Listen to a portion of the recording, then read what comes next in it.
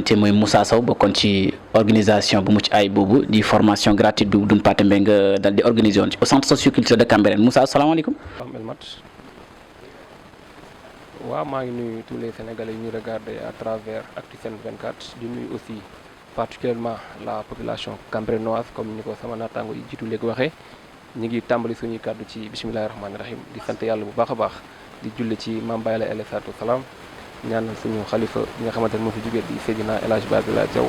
yàlla yàlla dool leeram tax ci barkeel di nuyu di ziar suñu xalifa Doudou Makhtar ibn Seydina Mandione yàlla bàyyi leen fi mu yàgg ñu jiite ñu yàgg topp ci ginnaawam El Malick leen nuyu bu baax di la ziar di la rafetlu aussi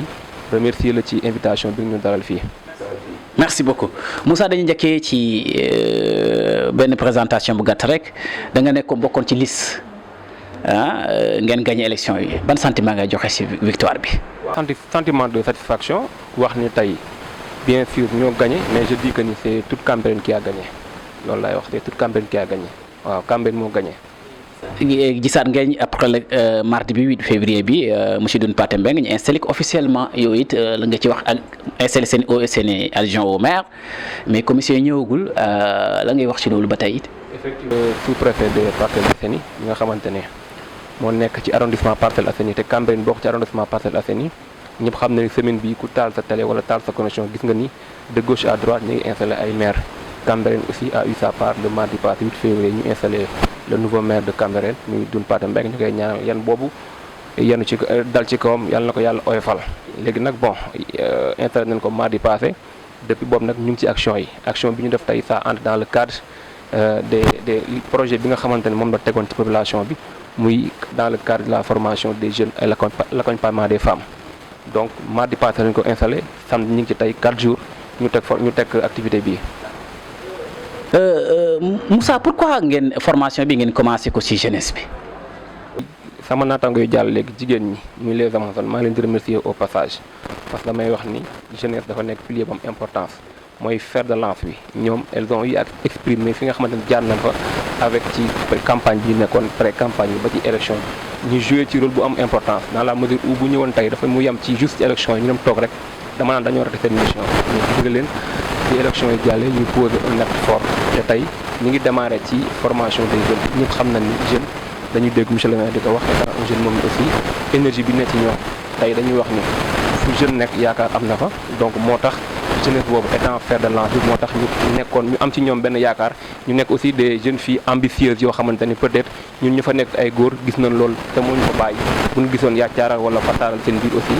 on n'hésitera pas à reculer mais franchement gis nañ ci ñoom loo xamante ni li ñu waxoon démb loolu ñu continuer tey wax nañ naa la bu fekkonte ni dañ toog élection yi jeex rek ku ci ne rejoindre sa kër yaakaar naa lépp ñu liggéeyoon en amont day faussé woo. gis nañ ne seen organisation bi y a pas tellement de jeunes yu yëg mbir mi lan moo waral loolu maanaam gis nañ ne pas mal de jeunes yoo xamante ni communication bi dafa jàllul wala nu mu demee noonu wala salle bi moo xat. Bon, c'est un début. Oui. Que nous avons, on avait tablé sur 100 personnes. te alhamdulilah mën na ni atteindre na les 100 personnes yow yaa ngi fi woon liste de présence sànq ñu ngi koy vérifier on était plus de 80 personnes yoo xamante elles se sont inscrites ci liste bi te am na ñoo xamante ne binduwul donc ñun avant ñoo dem dañoo amoon benn cible amoon benn objectif par rapport ak nombre bi te jàpp nañ ni atteindre nañ ko te lii aussi nekkul c'est la première fois mu am mais aussi on compte pas s'arrêter là déjà formateurs yi fa nekkoon à l'instar de madame Pina ñu koy remercier au passage elle a promis d'ici 3 semaines 1 mois ñu tegaat benn module boo xamante ne déjà ak ni ko gars yi médiatisé bu ko jeunes yi gisee dina mën a préparer les prochaines séances. Moussa Sow lañ nekkal fi nga xamante ni mooy Actusen au cœur de l'actualité dañuy gisoo ba tey it Moussa ci par rapport ak li nga xamante ni moom mooy waajaayu appel bi ndax mënu fi xajaat beneen formation boo leen mayaat jeunesse bi puisque engouement bi dun bu mu installé yàggul mais gis nañu am na comme ni nga ko waxee 100 personnes yu mel ni formé nañ leen tey lan ngay wax ci loolu. waaw dañuy wax ñëw na on est pratiquement à moins de 3 semaines de l'appel te activité damay wax pour mu baax faaw mu am ñetti phase bi muy la phase avant la phase pendant ak la phase après tey activité bii ñu jógee tey suba ci centre socioculturel ba tëb ñu tëb teg ko dañoo planifier ñi nañ ko def mu am la phase avant. pendant bi aujourd'hui la tey gis nga déroulement bi et on compte dans les jours à venir ñu toogaat réunion évaluer activité ba parce que dañuy wax ni activité boo ko évalué wul elle restera caduque te moom mooy tax nga permettre xam force yi ak faiblesse yi. Donc on compte dans les jours à venir réunir comme ni ñu ko doon defee évaluer l'activité suñu paree nag ci biir évaluation bi ci la ñu defaatee perspectives mais damay wax ni comme fii ak appel gëm ñu ni mu am pourquoi parce que ñun ñëpp dañu nekk ci synergie appel bi parce que déjà Cambérène ñëpp xam nañ ni mooy habité le premier jour te gis ngeen ampleur bi ci am déjà yaa ngi leen dégg sànq ñoom ñuy wax que ni elles se sont engagées tout ce qui concerne Cambérène te actuellement nii dénominateur commun bi Cambérène la et quand on dit Cambérène yaakaar naa appel bi la ci la gars yi ne ci wàccaay demee di profité ci antenne bi nga ñu may ñu lancé wàll un appel solennel muy demee ñu xam na ni dañuy comment dirais dañuy lay xabru Seydina Issa Rouhou Laye alayhi salaam muy jàmmalaay bi donc loolu yëpp day dugg ci cadre appel bi pour préparer les grandes journées de nettoiement yi nga xamante ni mi nga am à Cambérène à partir du 20 ba le 27 juste wax ni fii ak incha allah après demain wala dans la semaine qui vient dinañ toog réunion évaluer la journée pour aussi sortir d'autres dates yoo xamante ne day duggaat ci dans le cadre de la formation. bien ci les Amazones yéen ban appui ngeen ci bëgg def yéen góor ñi maanaam jàppale jigéen ñi nga xamante ni. moom laay wax. boo xam que day intervenir ci loo xamante ne bon day œuvrer ci volontariat tey gis nga parmi l'un des modules yi nga xamante ne ñu ngi ko doon animé da ci am service à la communauté te gis nañ ni service à la communauté kenn du ko wax te doo wax volontariat mu nekk loo xamante ni peut-être li nga xamante ne yaa ko moom bi la damay wax ne ñun. ñoo desal Cambérène mais Cambérène desalul dara li ñu xamante ne ñoo ko warloo Cambérène nag du ma xaar man sama kër nit fëgg ma naan ma Moussa kaay defal li dëkk bi su ma sentir nii lii y a de l'engagement yii am nañ ci yaakaar lii pour doxal dëkk bi la dañuy ñëw dem ci loolu déjà ba jigéen ñi taxawee man yaakaar xaar ñu sax ñu woo ma dama dem ci ñoom expliquer leen ni leen lii ak lii ak lii aussi foo xamante ne sentir naa fa am nañ fa soxla nañ fa sama apport dama koy def donc man damay intervenir ci ñoom en tant que personne de ressource mënoon naa ni tey groupe de jeunes filles la du ma jigéen du ma fa dugg mais peut gëm ni ñoom li ñuy def c'est juste pour servir la communauté moo tax ma dugg seen biir di leen góoral. beneen question bu ma lay laaj Moussa da nga nekk ci liste bi nekk ci majorité bi ba pare nekk vice-président du conseil communal de la jeunesse te lii dafa bokk sa liggéey maanaam liggéeyu ndaw daal ma ndax pare nga pour yeneen 5 listes yi wala 4 listes yi des ci jeunesse bu nekk foofu pour ñu récupérer ak indi ko ci seen dynamique bi est-ce que yaa ngi pare nga ci loolu. waaw damay Cambérène restera toujours un indivisible tout à l'heure wax naa la ni élection yaa ngi naan ma am na liste bu gagné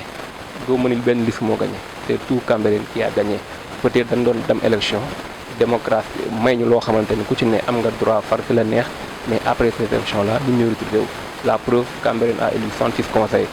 conseillers yooyu seen prochaine réunion wala seen taxawaay wala ku ñëw ba ki démb ci installation du nouveau maire xàmmee woo kii moo far ci liste bi xàmmee woo kii moo far ci liste bële donc c'est juste pour dire que ni on est un indivisible donc ñoom ñëpp liggéey bi que ñu gis leen ñu ngi ci biir que ñu bañ leen gis aussi ñu ngi ci biir donc ñu ngi profité aussi di lancer les appels pour ñoom aussi ñu mën a rejoindre dynamique bi nga xamante ni peut-être seul le rayonnement de Cambérène lay viser. seen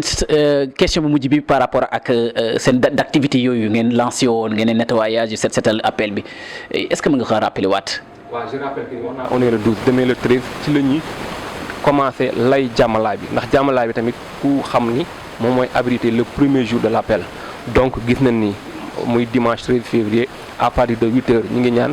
képp kuy ñëw rek nga indaale sa tamit avant 13h ñu pare lay jàmmalaay bi nga xam nag dañuy préparer les 2 prochaines dates muy à partir du 20 ëtt yi muy les grands événements à partir du 20 février ëtt yi ne ci biir urum bi yëpp ñu lay leen le 26 ñu jël littoral bi ñëpp gis na ni tey littoral Cambérène bi aussi tamit déjà ak mooy le 26 gis na ni aussi li nga xamante ne mooy façade maritime bi VDN bi jaar fa yaakaar naa sunu action jour boobu ci loolu lay concentré wu le 27 bi nag incha allah ñu jël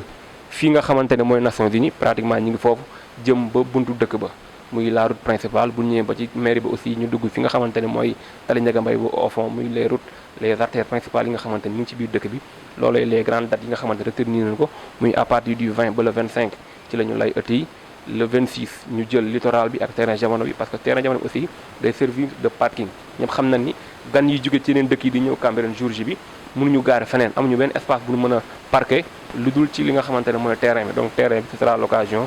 ñu raser ko nga xamante ni ku ñëw yor sa oto di nga fa mën a gaare wàcc dox waa incha allah ñu ngi ciy dox déjà chaque jour ñu ngi tenir des réunions périodiques chez le doyen Mamadou Ndiaye pas plus tard qu'avant-hier jeudi rek tenir nañ ko amaan naan réunion incha allah ginnaaw suba muy lundi ca këram te ci loolu la ñuy waxtaanee pour préparer ces grandes journées là. D'accord sa kàddu gu mujj Moussa. ñu fi boole aussi tey damay wax ni yëfu ndaw la te ndaw ñi aussi yaakaar naa dañu war a jouer seen rôle wala jouer ci li nga xamante ne moom la leen nit di xaare damay tàmm wala dañuy dégg naan ndaw ñi amuñu expérience te damay wax ni chaque jour expérience amul école de formation bu ñu koy jànge expérience il suffit que les jeunes qu'on les mette à l'épreuve ñu am expérience boobu noonu donc dañ leen di naxee lool ku gis aussi élection yi boo xoolee man j'ai des camarades jeunes yoo xamante ni ils ont été investis ñi ay adjoints au maire et cetera donc loolu yëpp waaw Seydina Issa Laye Samb sëriñ bi maa ngi lay ziar bu baax a baax donc boo demee Grand Yoff ñu ngi fa ak monsieur Bassirou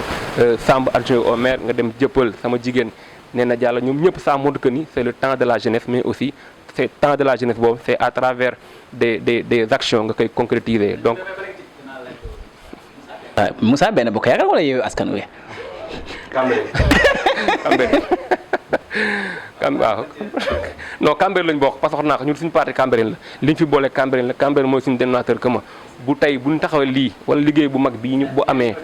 bu liggéey bu rëy bi amee yaakaar naa du benn parti moo tax mu am c'est Cambérène dans sa globalité loolu moo am ñu def ci te li ñuy wax rek s'il s'agit de Cambérène on est partant s'il s'agit de Cambérène on s'engage te Cambérène mooy suñu parti. waaw loolu excès guñ ci parce que ñu ngi woon ci des élections locales